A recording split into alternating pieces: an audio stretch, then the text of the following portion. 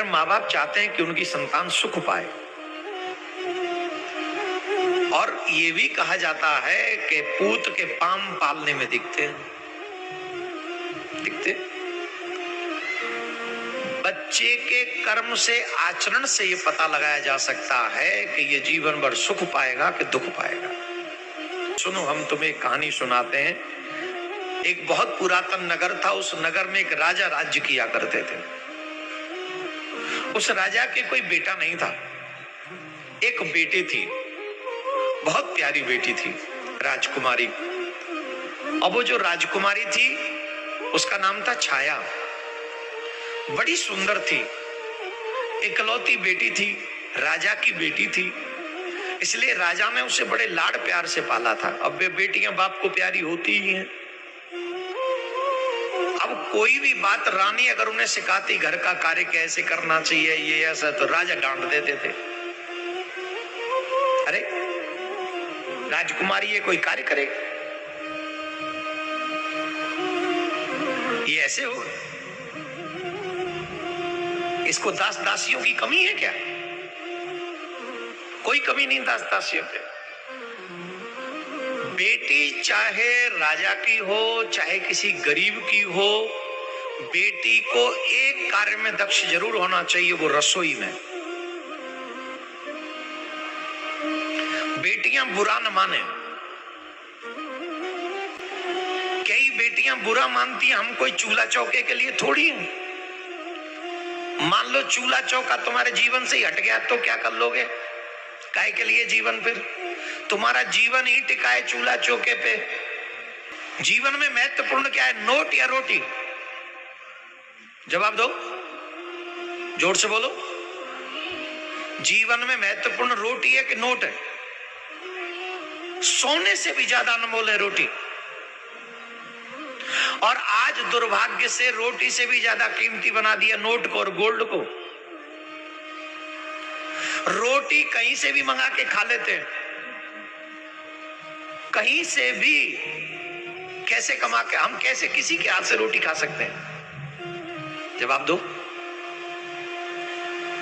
और आज तो यही चल रहा है, कहीं से भी किसी से भी मंगा के रोटी खा लो। जबकि शास्त्र कहते हैं अगर चाहते हो तुम्हारे घर के लोगों की बुद्धि भ्रष्ट ना हो तो उन्हें बाहर का भोजन कभी नहीं कराना चाहिए। स्त्री के लिए सबसे बड़ी जिम्मेदारी है अपने पति, अपने पुत्र, इन दोनों को अपने हाथों से भोजन बना के खिलाए। हर आप डॉक्टर बनो बहुत अच्छी बात है, आप इंजीनियर बनो बहुत अच्छी बात है, आप पायलट बनो, प्लेन उड़ाओ। आजकल तो बहन बेटियां हमारी वो फाइटर जेट भी उड़ा रही हैं, ये बहुत अच्छी बात है। ये सब कला आप पे आती हैं, बहुत अच्छी बात है। इन सब के साथ साथ आपको रोटी बनाना भी आना चाहिए। और शादी के बाद एक जिम्मेदारी जरूर निभानी है, चाहे और कोई जिम्मेदारी निभे ना निभे, कि मैं अपने परिवार को अपने हाथों से भोजन बना के खिलाऊं। वैसे तो नियम यह है कि कमाना पुरुष को चाहिए, घर के बाहर पुरुष जाए, घर के भीतर देवी रहे।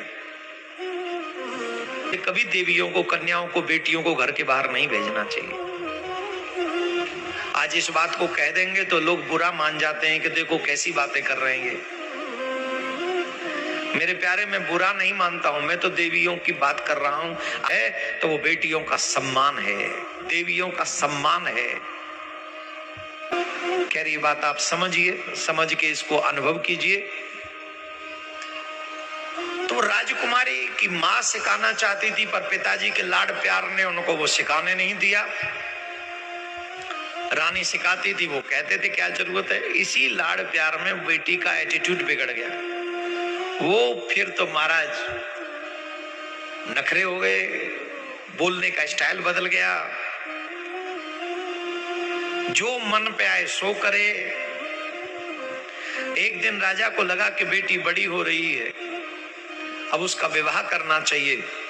तो विवाह करने की इच्छा लेकर जब राजकुमारों को निमंत्रण देते तो उन राजकुमारों में 100 कमियां निकाल देती।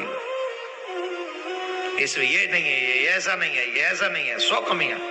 और उसने कई राजकुमार फेल कर दिए। एक बार राजा को लगा कि चलो स्वयंवर ही कर देते। कहा तमाम राजकुमार आए हैं,